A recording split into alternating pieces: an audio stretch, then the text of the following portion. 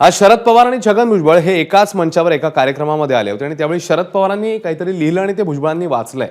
मग शरद पवारांनी कार्यक्रम पत्रिकेवर नेमकं काय लिहिलंय याची आता चर्चा जोरात सुरू झाली आहे। चाकणच्या एका कार्यक्रमात शरद पवार आणि छगन भुजबळ हे एकाच मंचावर होते, एकत्र होते आणि कार्यक्रम पत्रिकेवर शरद पवारांनी नेमकं काय लिहिलं जे छगन भुजबळांनी वाचलं असा आता प्रश्न चर्चेला जातोय। या संदर्भात चर्चा जी आहे ती जोरात सुरू झाली आणि हीच ती दृश्य आहेत ज्यावेळी शरद पवारांनी त्या कार्यक्रम पत्रिकेवर काहीतरी लिहिलं आणि मग ते छगन भुजबळांनी वाचलेलं आहे।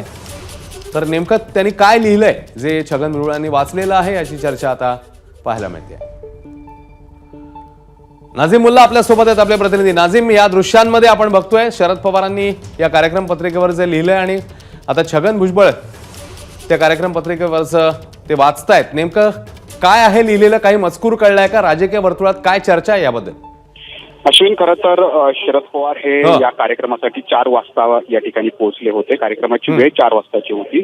छगन भुजबळ यांना इतर कार्यक्रमात ते असल्यामुळे त्यांना यायला 5:30 या ठिकाणी वाजले। साहजिकच पवार साहेबांना वेळ पाळणं हे खूप महत्वाचं आहे। वेळेचं ते बंधन या ठिकाणी ठेवतात।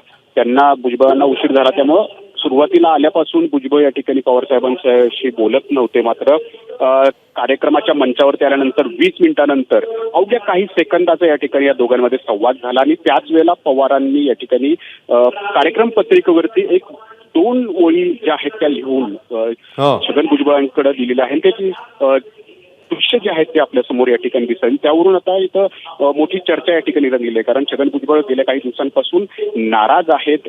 अजित पवारांवरची त्यांची खास करून नाराज आहे, कारण मंत्रिमंडळातून त्यांना डावलण्यात आलेलं आहे आणि त्यानंतर पहिल्यांदाच ते पवार साहेबांसोबत मंच या ठिकाणी शेअर करतात।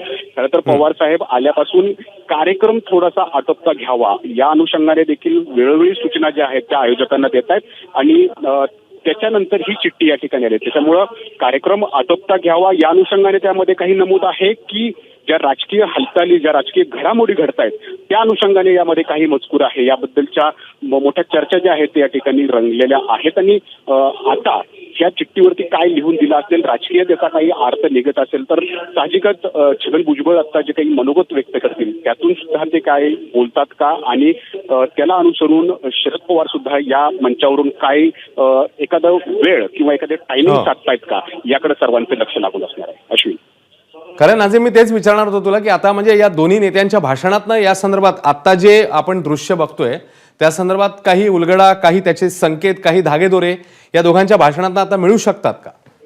नक्कीच, कारण छगन भुजबळ हे सकाळपासून म्हणतायत की मी जे काही माझं ठरलेलं आहे, भूमिका ठरलेली आहे ती मी योग्य वेळी या ठिकाणी सांगेनच आणि ते तुम्हाला कळेलच। त्याच्यामुळे ही योग्य वेळ आहे का अशी एक चर्चा रंगलेली आहे, कारण शरद पवारांना त्यांनी गुरु आतापर्यंत मानलेला आहे। शरद पवारांकडे त्यांनी त्यांच्या मनातले बऱ्याचशा गोष्टी सांगितलेल्या आहेत। कारण बघितलं होतं की मंत्रिमंडळात डावलल्यानंतर सुद्धा छगन भुजबळ हे शरद पवारांना भेटायला या ठिकाणी गेलेले होते आणि त्यानंतर आज जे काही घडामोडी घडतायत ते परदेशातून या ठिकाणी आलेले आहेत।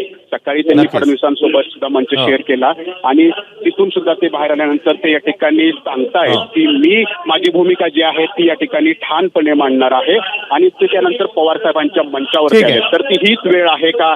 आणि त्यामुळे येणाऱ्या भाषणांमध्ये कदाचित याचा उलगडा आपल्याला होईल का पाहणं महत्वाचं आहे। नाझीम, धन्यवाद या सगळ्या सविस्तर माहितीबद्दल।